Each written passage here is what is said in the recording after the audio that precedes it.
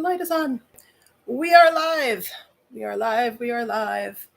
I am doing this on YouTube specifically today rather than normally we stream from StreamYard, and normally we have some guests, and we do have a guest tonight, but tonight's guest is right here.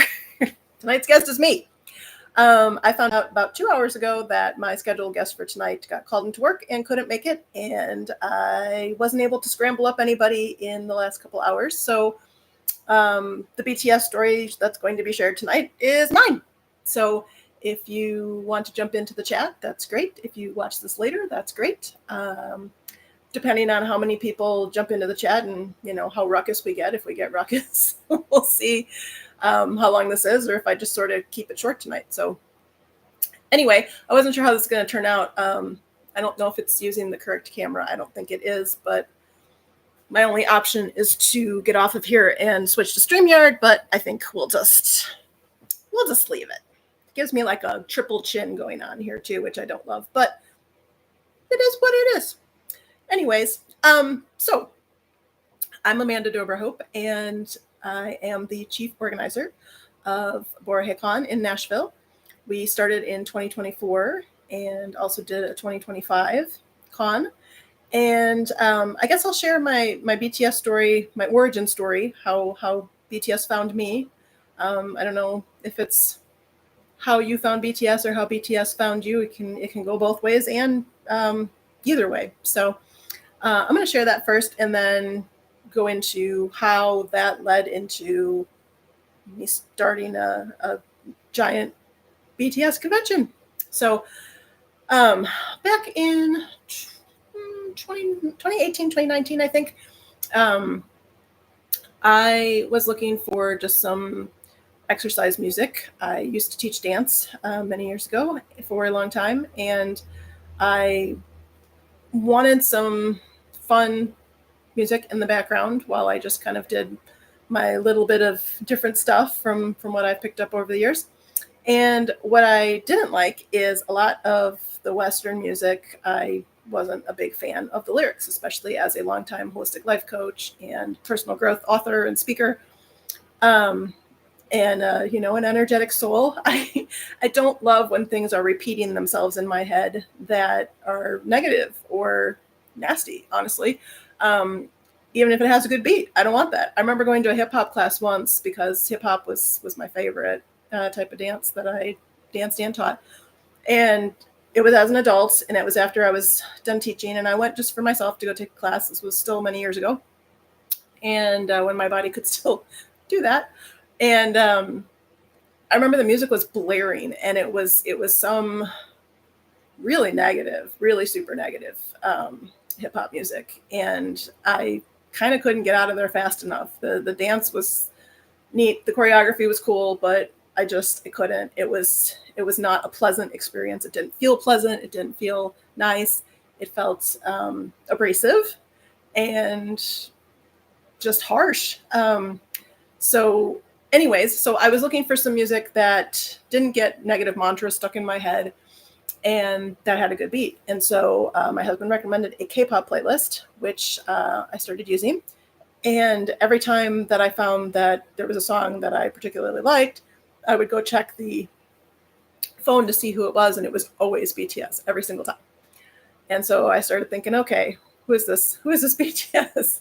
That seems to be the group that I like the most here. And the other songs, they're fine, but I'm really liking BTS. And so I think the first performance that I ended up looking up and watching online was I don't think it was Mama. I think it was Melon. Correct me if I'm wrong, but it was the Dionysus ginormous thing with the people spinning from the silks and the people on the horses and just all out production. And of course, we don't see anything like that in the West for really, unless maybe some of the big concerts have stuff like that. But this was an awards show, of course. And, as we all know, they do it different there than we do it here in the West. And I just sat there with my mouth open. I was like, what am I watching? What even is this?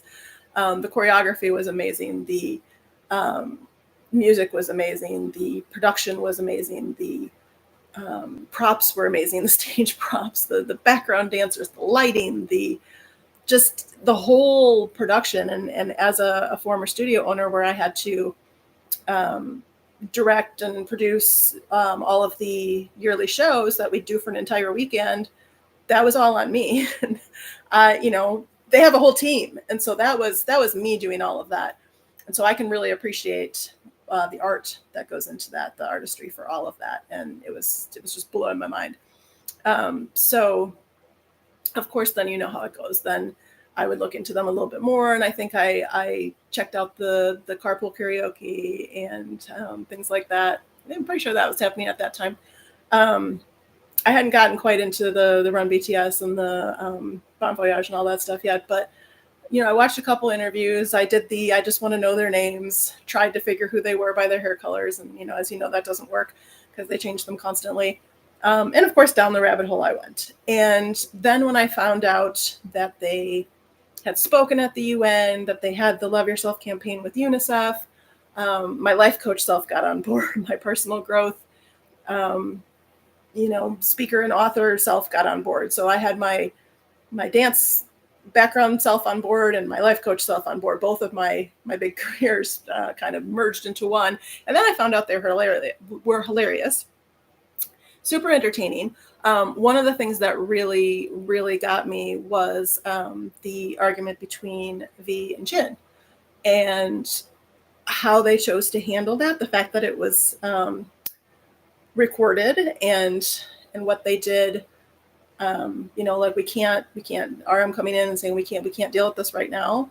There's 50,000 people out there who have saved up their money and stood in the rain for however many hours or whatever. I don't remember if it was raining that day, but we can't. This has to be on the side burner for right now. It's got to put it on the shelf, and then we will deal with it.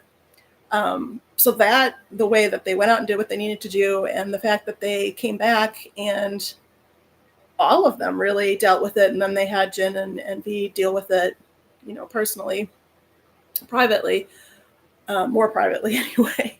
That really got me too. And then watching them just interact with each other, where that brotherly love, the fact that they weren't afraid to show affection to each other. I really loved that. I see people are showing up. Feel free to drop yourself in the chat. I'm hoping this is working the same as it did when I did it on StreamYard, because I didn't have a guest today. Well, I did. It's me. I thought I'd just go direct to YouTube. So hopefully I'm seeing if you guys are dropping in the chat, but let me know you're here. I'm seeing some heads and likes up there. So I know some people are here, but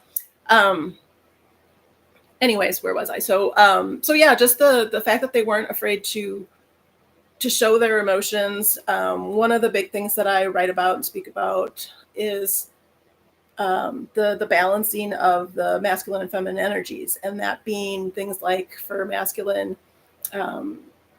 academics, logic, structure, all things. So everything, everybody, whether we're male, female, other, whatever we are, everything in the world has masculine and feminine energies. We all do. And we use different ones at different times. And so that's one of my big things. And one of the things with feminine energy being, relationships, nature, creativity, things like that. Women who embody the feminine energy, and then, we also embody the masculine energy, but, women were allowed to show their emotions, but also really take on their masculine sides and grow that in the world in recent, decades. But men really haven't been able to. So to be able to see those guys not having qualms about, just loving each other and showing it. And I know it's also a cultural thing, but how cool is that? So just the whole mismatch of all of it together, I was on board. And I was like, you know what? I'm just a person here writing these books and doing these, speaking gigs here and there and whatever. And, I'm just a small public presence doing this, very small. And so to see somebody that was really out there in the world, affecting people across the entire globe and being able to have that kind of influence, I'm like, I'm here for this. I'm absolutely here for this. I don't care who it is doing it. I don't need it to be me that's doing it. I'll do my little part, but to see them doing it in the huge way that they are doing it, and seeing people, react to it and eat it up because they need it, because we need it, because we need something real, because we need something honest, because we need something true. And one of the things with them is they have so much integrity. They don't just compromise their ideals to make a buck or make somebody else happy or whatever. They stay true to themselves. They're humble, they're kind, they treat everybody kindly. They don't have giant egos and act like they're better than everybody else. It's such a beautiful example of what we can all be, what we all need. And like I said, it's really, really nice to see that coming from a male perspective. And I think that, that blend of them, who they are as people, that magical joining of these 7 people who didn't even know each other before, and the fact that worked and it worked beautifully, and the fact that anyone else has tried to push it together, make it fit together, do something else that wasn't really aligned, but just was trying to follow, well, gosh, we should do what BTS did because they're making money and they're big, but that wasn't that was never what it was about, for them. They wanted that too, of course, as did their company, because they want to be successful and be able to make the returns on what they put into it. But that wasn't the beginning goal. They did it because of their passion. They did it because of their love for the craft, and they just were such honest, respectable people full of integrity that worked through their crap. That's another thing too. It's all about, being able to do that personal growth work and doing that hard stuff with other people. And when we can go through those hard things with people and have those hard conversations and show up authentically and vulnerably, even though it's awkward and we don't want to, and maybe we want to avoid conflict or whatever, when we can show up and, ask for clarification on things, or just really be there at the table. That is what it's all about. So again, it was so thrilling for me to see the globe, eating up these people who could do this, but also were cool.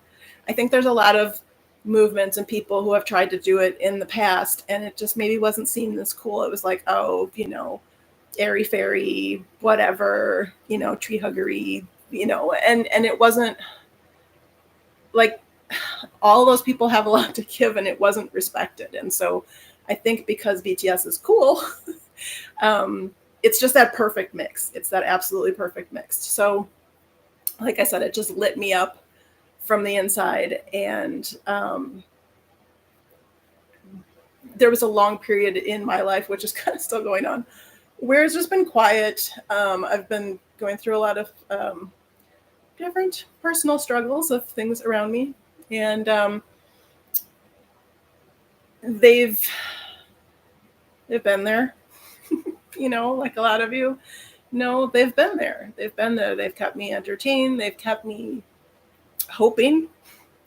They've kept me, I'm getting choked up. They've kept me inspired, all those things.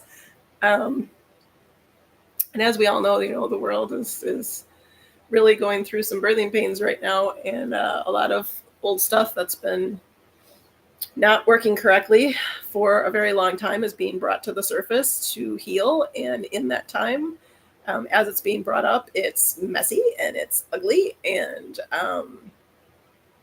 it's just spewing all over the place. And it's lovely to have that happiness, that hope, and they're just because that's where we're going. But again, it's so nice to see how many people have gravitated towards that love, the love that they have for each other, the love that they have for Army, and then Army multiplies that love with each other, with back to them, with all different, other things that they get involved in. And it's just this giant ripple. And that is what the world needs. And it's absolutely beautiful. And again, I'm here for it. So it just speaks to so many different parts of my soul. And as far as how that led to directing and conceiving of this giant BTS fan convention, I just thought it should exist. My husband played in a band for a while, and he played a bunch of anime cons, and so I ended up at a bunch of anime cons, supporting the band, helping with the band, selling merch. And though I wasn't necessarily, hi Marie, it's so nice to see you, all the hearts. Though I wasn't necessarily totally into, the anime stuff, because that's just, not my bag, but I thought the structure of how it was built was beautiful for connecting with people. And so it it goes for a whole weekend, which is what I want the con to turn into. It's what I wanted it to be in the beginning, but maybe sometimes you can't go that big immediately. So but I do want it to turn into a weekend thing, but for now we're just doing all day long. But what I really loved about that structure is that instead of just being a quick thing or bouncing in and out while something else is going on, it was different rooms with different things going on, be they interactive games or events, be they presentations by people, classes, whatever they were, dance, choreography. It gave you a chance, even if you came by yourself, to really get to know people, like you would in school. That's where people make most of their friends, right? Isn't when you go to school and you're in the same classes and whatever. But it's for a longer period, it's longer immersion. I was also sort of following, I studied Hawaiian culture and things like that. I lived there for a little bit way back. And their old culture and spirituality really speaks to me as well. And one of the things, that they do is, amongst other cultures do this too, is, you do the hard work on things, or whether it's some kind of academic thing, whether it's showing up for a presentation, whatever, but you're doing the work part, and then you break bread. And, I know it was people kind of eating at different times or whatever, but there was a big room for everybody to eat in. Or, at last year's con, there was a restaurant on site, and, so people could hang out together, eat snacks, break bread together after all the more intense stuff for the day. And then after that, celebrate, right? So then we had our entertainment, we had our dance party. And so I was following that structure as well, that a lot of cultures use for deep connection with people.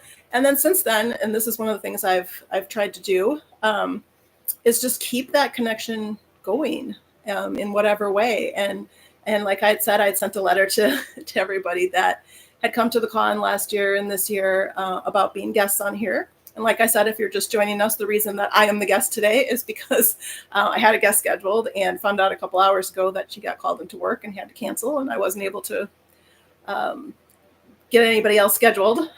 So it's me. I'm my own guest today, but we will have guests next. If you want to be a guest, please reach out on socials or email at info@borahecon.com and let me know you want to be a guest. It's every Tuesday, 6 p.m. CST. And this is another way that I wanted to kind of keep it going, because my life coachy self, one of the things that was really important to me to put into the con was a Share Your BTS Story panel. And that one was never going to be live streamed to anybody in case something sensitive came up and, people in the room didn't want that shared with outside that circle. But what I wanted in that circle was for people to hear somebody else's story and be able to reach out and go, oh my God, I have that same kind of story, or that happened to me too. Or, oh, I can really feel that and I want to talk to you about it. So, but what happened is by necessity, I always had to schedule myself opposite the really popular BTS reactors. And so my Share Your BTS Story panel wasn't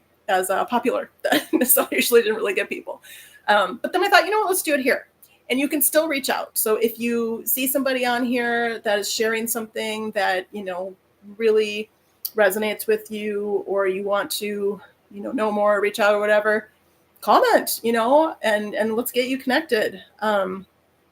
because that's what I wanted. That's what I wanted it to be. So again, that's why I'm doing it here. If you look over on our socials, I'm also sharing our past guests, presenters, entertainers, sponsors, vendors. I've asked them to share their why, because that's another thing that I find really important is somebody's why, because we only have so much energy as humans, right? So when we're giving our energy to something, like when I when I do 6 months of full-time plus working on con, why are we doing that? Why are we spending our energy on that?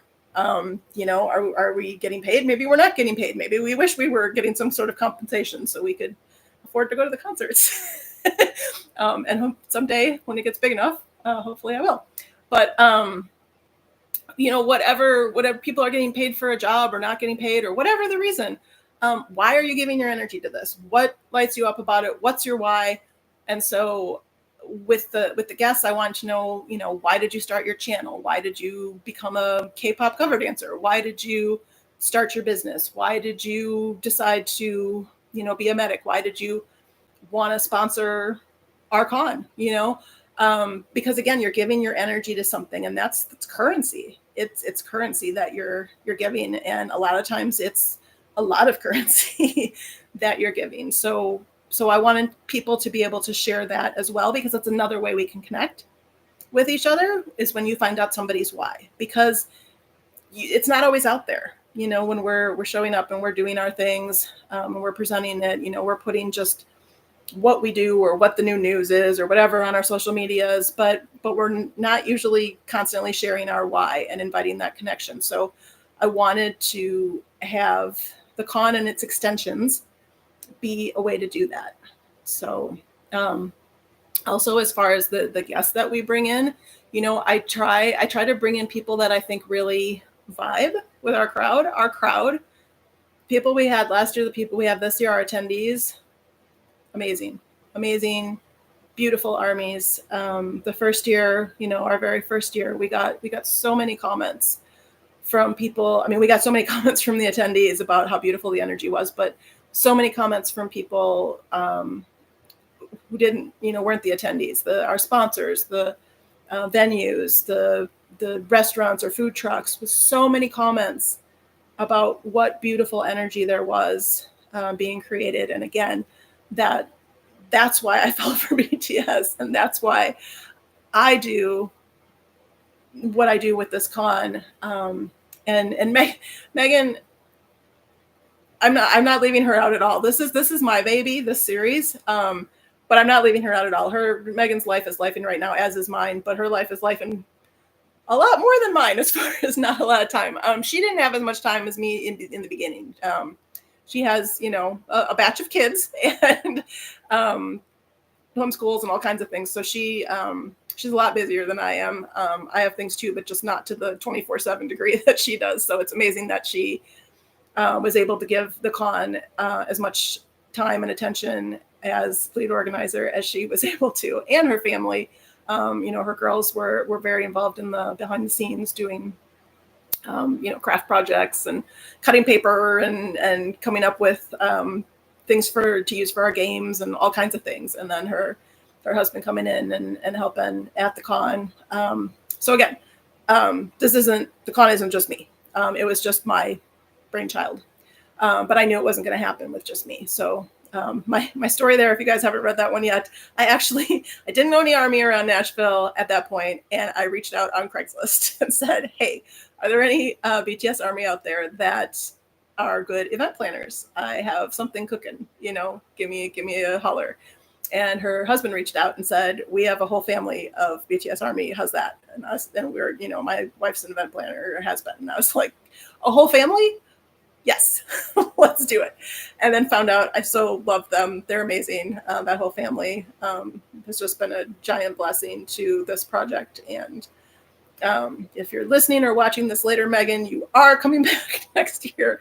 We can do everything remotely. I don't know when the con's going to be, of course, because, also when I started it, when I had the idea in 2024, another reason for that is they were gone. They were all gone. There was really not any content happening when when the con happened in July, Jin had just come back in June. So there was that, and he was starting to reach out more and, do some lives and things, but it was quiet.